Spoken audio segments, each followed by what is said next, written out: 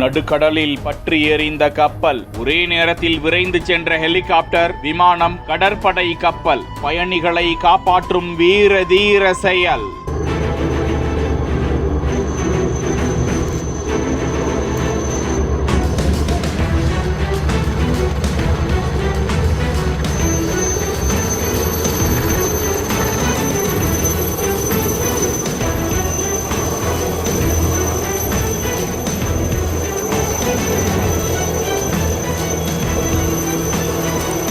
புதுச்சேரி காரைக்காலில் இருந்து இலங்கை சென்று கொண்டிருந்த சிவகங்கை கப்பலில் ஏற்பட்ட பயங்கர தீ விபத்தில் சிக்கியவர்களை கடலோர காவல் குழுமத்தினர் தங்களின் ஹெலிகாப்டர், டோர்னியர் விமானம், கடலோர காவல் படை கப்பல்கள் மூலமாக மீட்பு பணி ஒத்திகையில் ஈடுபடும் காட்சியை தான் பார்த்து கொண்டிருக்கிறோம்.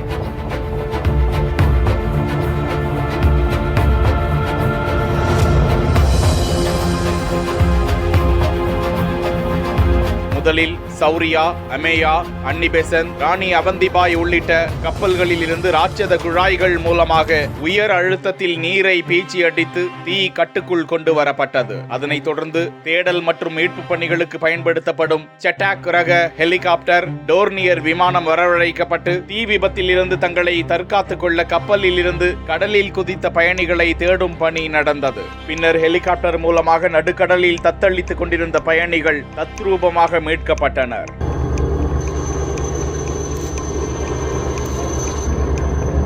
அதனைத் தொடர்ந்து சிறிய ரக படகுகள், ஆளில்லா சிறிய படகுகள் கொண்டு கடலில் தத்தளித்த பயணிகள் மீட்கப்பட்டு மருத்துவ உதவிக்காக உள்ள பிரத்யேக கப்பலில் சிகிச்சைக்காக ஏற்றப்பட்டனர். இது குறித்து அதிகாரிகள் கூறும்போது, இந்திய கடலோர காவல் குழுமம் வருடந்தோறும் கடலில் பாதுகாப்பு ஒத்திகை நடத்தும். அதன்படி இவ்வாண்டு கப்பல் தீப்பிடித்து எரிவது போன்று அமைக்கப்பட்டு அதிலிருந்து பயணிகளை இவ்வாறுதான் மீட்போம்.